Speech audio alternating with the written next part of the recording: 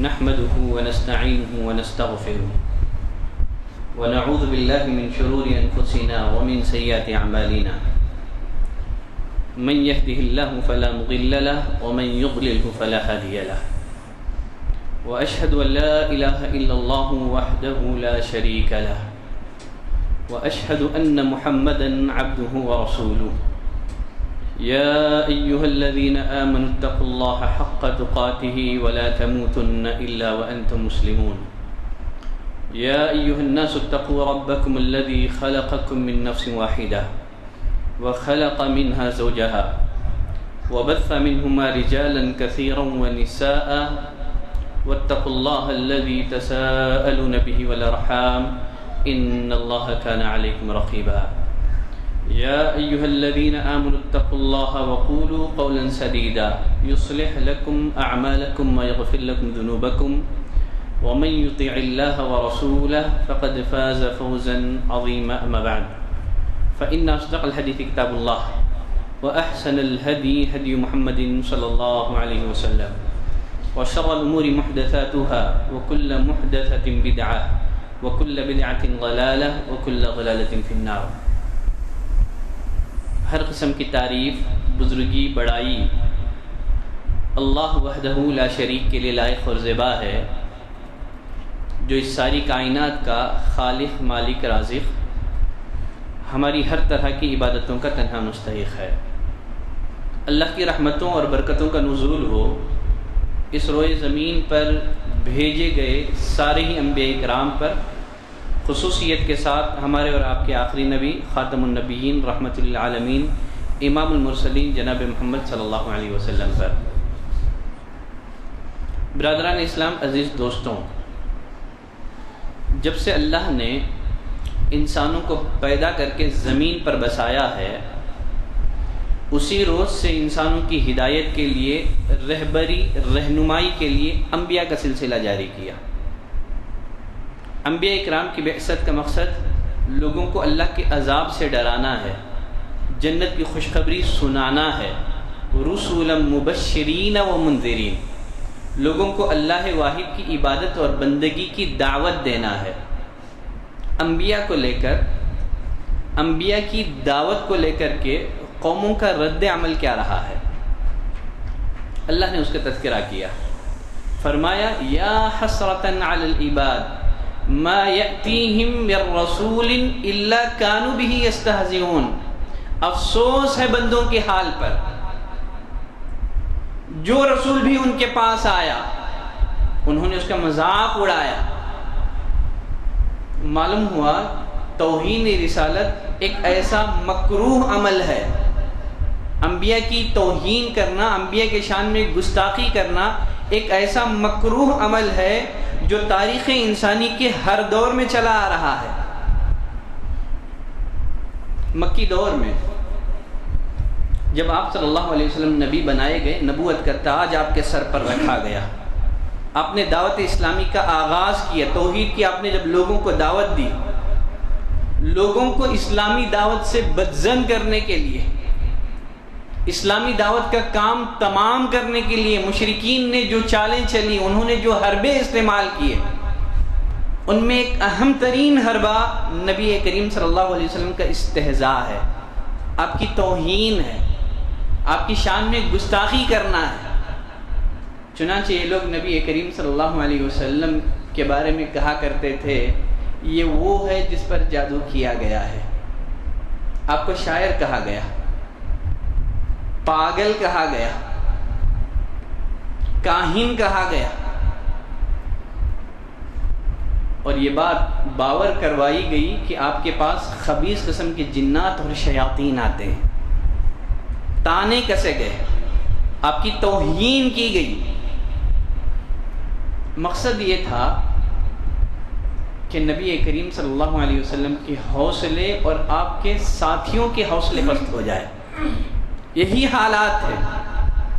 اللہ نے ان حالات میں نبی کریم صلی اللہ علیہ وسلم کو تسلی دی، حوصلہ دیا، کہا آپ اس میدان میں اکیلے نہیں ہیں، آپ اکیلے نہیں ہیں. جن کا استہزاء کیا گیا ہو، جن کا مذاق اڑایا گیا ہو.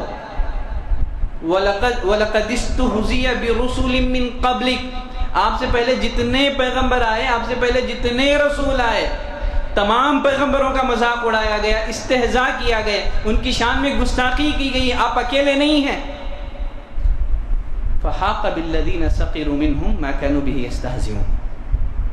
یقیناً جو لوگ انبیاء کا مذاق اڑایا کرتے تھے وہ عذاب الہی کی لپیٹ میں آ گئے، مذاق اڑانے کے بسبب.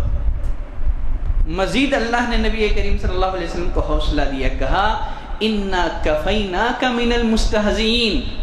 اے نبی، جو لوگ آپ کا مذاق اڑا رہے ہیں، آپ کی توہین کر رہے ہیں، ان کو سزا دینے کے لیے ہم کافی ہیں، ان کی خبر لینے کے لیے ہم کافی ہیں.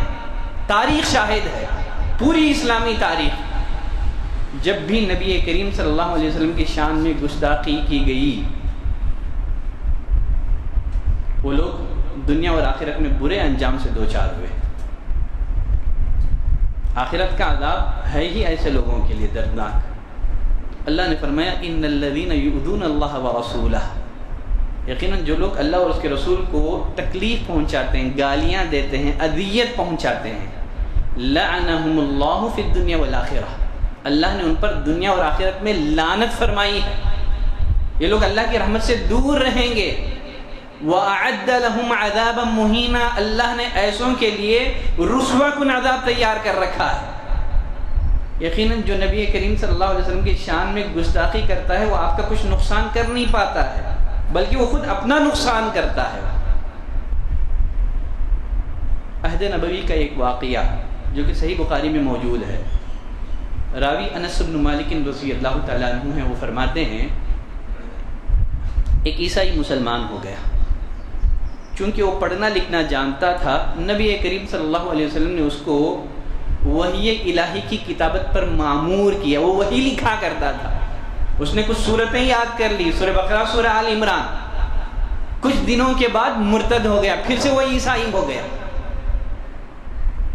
مشرکین کے ساتھ شامل ہو گیا، جا کر کے ان کے صف میں شامل ہو گیا، اور لوگوں سے کہا کرتا تھا میں تم لوگوں میں محمد کو صلی اللہ علیہ وسلم سب سے بہترین جانتا ہوں، ان کو کچھ نہیں آتا ہے، میں جو کچھ لکھ کر دیتا ہوں وہ وہی پڑھتے ہیں، آپ کو کچھ نہیں آتا ہے.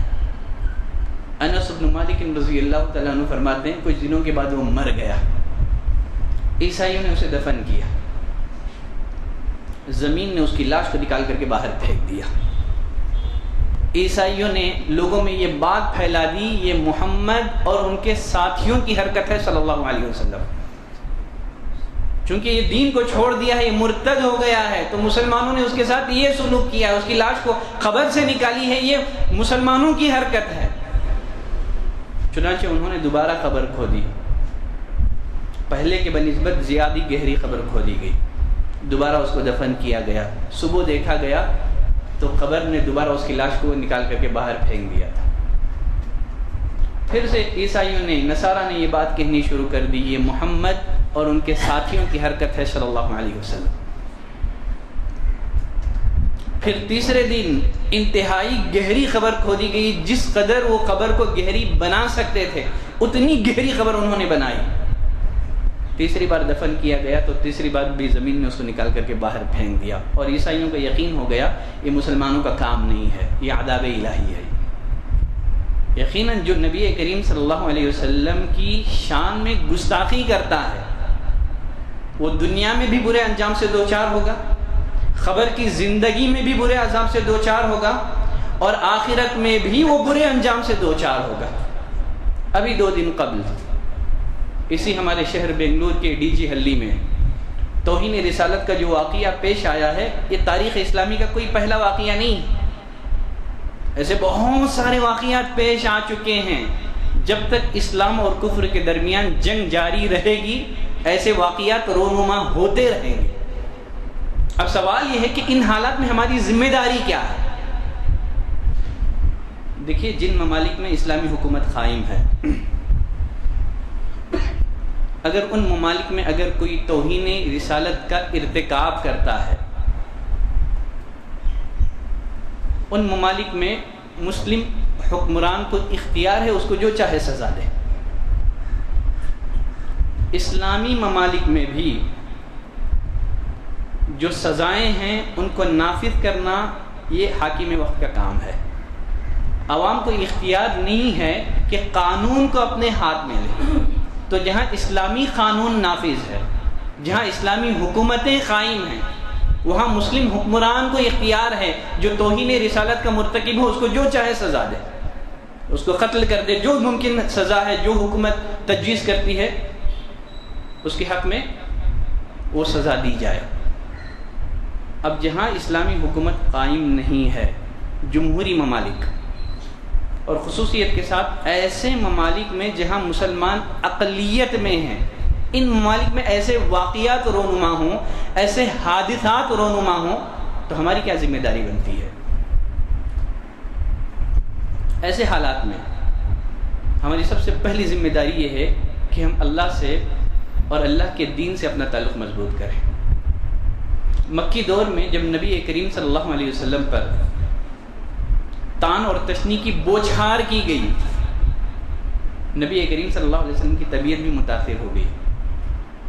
اللہ نے یہ آیت اتار دی، اللہ نے فرمایا وَلَقَدْ نَعْلَمُ أَنَّكَ يَضِيقُ صَدْرُكَ بِمَا يَقُولُونَ، اے نبی ہم جانتے ہیں مشرکین آپ کے بارے میں جو کچھ کہہ رہے ہیں ان کو سن کر کے آپ کا سینہ تنگ ہو چکا ہے، اس کا علاج کیسے کریں، اس کا ازالہ کیسے کریں؟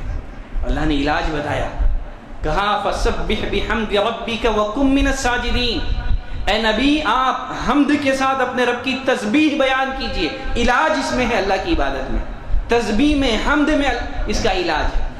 کہا فَسَبِّحْ بِحَمْدِ رَبِّكَ، حمد کے ساتھ اپنے رب کی بڑائی بیان کیجئے، وَكُن مِّنَ السَّاجِدِينَ، اب آپ اللہ کے آگے سجدہ ریز ہو جائیے۔ وَاعْبُدْ رَبَّكَ حَتَّى يَأْتِيَكَ الْيَقِينُ، موت آنے تک آپ اللہ کی عبادت کیجئے۔ مسلمانوں پر جو مصیبتیں آ رہی ہیں، جو پریشانیاں آ رہی ہیں، یہ ہماری بدعملیوں کا نتیجہ ہے۔ ہم کو چاہیے کہ اللہ سے، اللہ کے دین سے اپنا تعلق مضبوط کریں۔ ان تنصروا اللہ ینصرکم، اللہ کی مدد کرو اللہ تمہاری مدد کرے گا، اللہ کے دین کی مدد کرو اللہ کی مدد آئے گی۔ تو پہلا کام جو ہم کو کرنا ہے، دین سے اپنا تعلق مضبوط کریں، نمازوں کا اہتمام کریں، صحیح مسلمان بن جائیں، وہ مسلمان بن جائیں جو اللہ کو مطلوب ہے، مومن بن جائیں، اللہ کی مدد آئے گی۔ ان حالات میں دوسرا کام جو ہم کو کرنا ہے، علی بن ابی طالب رضی اللہ تعالیٰ عنہ کی جانب یہ قول منسوب ہے، الناس اعداء ما جہلوا، لوگ جسے نہیں جانتے ہیں اس کے دشمن بن جاتے ہیں۔ لوگ نبی کریم صلی اللہ علیہ وسلم کی شان میں گستاخی کیوں کر رہے ہیں، آپ کی توہین کیوں کر رہے ہیں؟ اس لیے کہ وہ آپ کو نہیں جانتے ہیں، آپ کے اخلاق کو نہیں جانتے ہیں، آپ کی سیرت کو نہیں جانتے ہیں، آپ کے کردار کی بلندی کو نہیں جانتے ہیں۔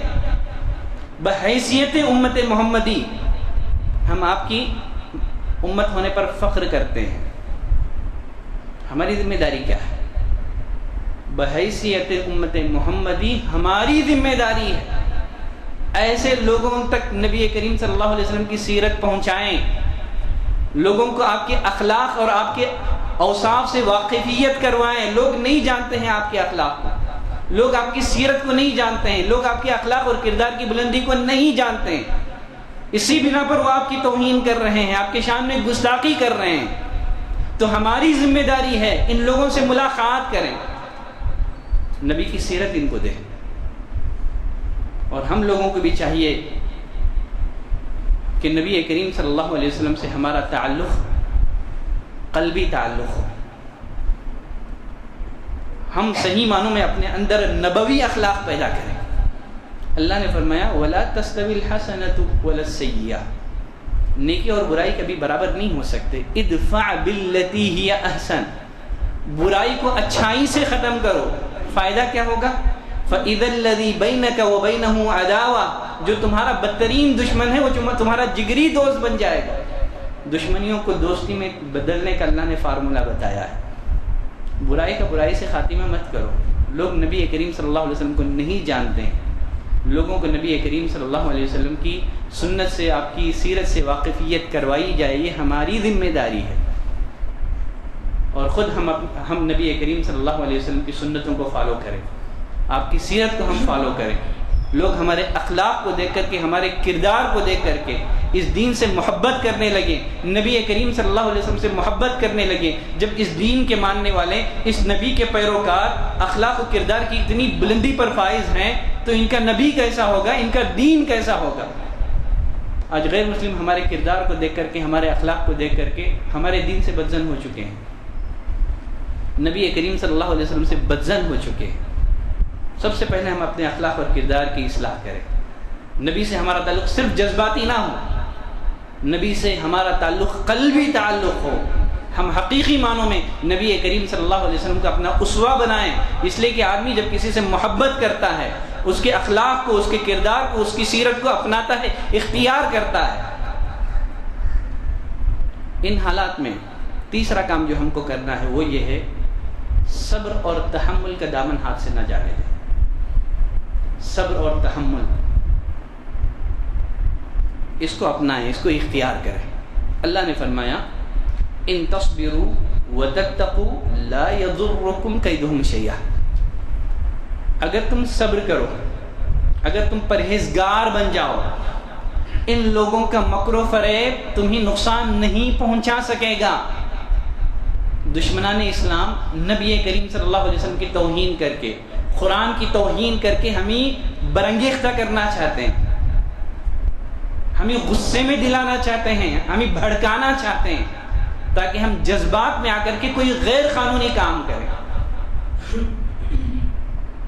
پھر اگر ہم جذبات میں آ کر کے کوئی غیر قانونی کام کرتے ہیں تو اس کی آڑ میں یہ لوگ اپنے سیاسی مفاد حاصل کرتے ہیں، اور پھر مسلمانوں کو نقصان پہنچانے کا انہی موقع ہاتھ لگ جاتا ہے۔